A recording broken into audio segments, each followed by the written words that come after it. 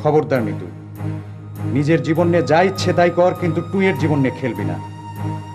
ওইসব ডিভোর্সের কথা মুখে আনবি না। তুই তো আমাকে জানিস, কবে ড্রাঙ্ক অবস্থায় তোকে আমি গলা টিপে মেরে ফেলবো, তখন আমি ফাঁসিতে ঝুলবো, তুই তখন বুঝবি। ব্যাস। কি আশ্চর্য, চুপ কর তো তুই। যা রেস্ট নে, পরে এসব নিয়ে কথা বলা যাবে। যা। আর কি কথা?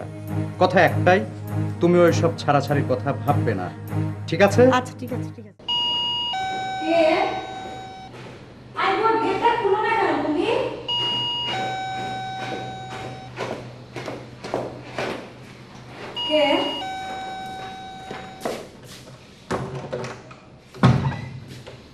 ফিরলি? হ্যাঁ। বগুড়াতে ছিলি নাকি অন্য কোথাও গিয়েছিলি? না, বগুড়াতে ছিলাম। কি অবস্থা?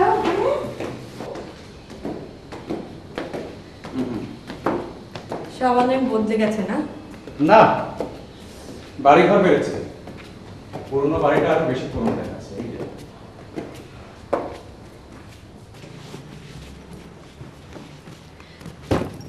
পুরনো বন্ধু বান্ধবদের কোনো খবর পেলি?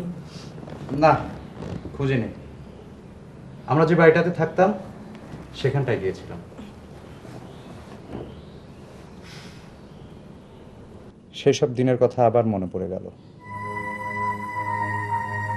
বাবার কথা, দাদির কথা, তোর কথা।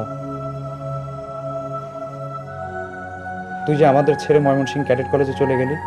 হ্যাঁ, খুব কষ্টের দিনগুলো ছিল, তাই না?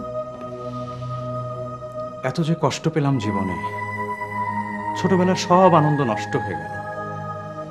তার জন্য দায়ী কে? মা। মা যদি এভাবে চলে না যেত, তাহলে আমাদের এত কাঁদতে হতো না, এত কষ্ট করতে হতো না, বাবাকে এভাবে মরে যেতে হতো না, আমাকে নিউ ইয়র্কে গিয়ে পচে মরতে হতো না। থাক, মারা গেছে, তাকে নিয়ে আর কথা বলে লাভ কি বল?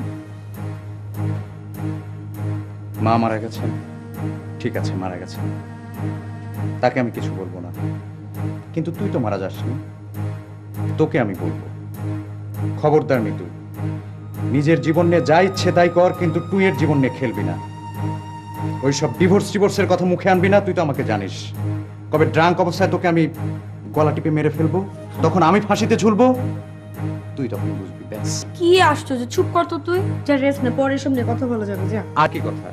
কথা একটাই, তুমি ওইসব ছাড়াছাড়ির কথা ভাববে না, ঠিক আছে? আচ্ছা ঠিক আছে ঠিক আছে।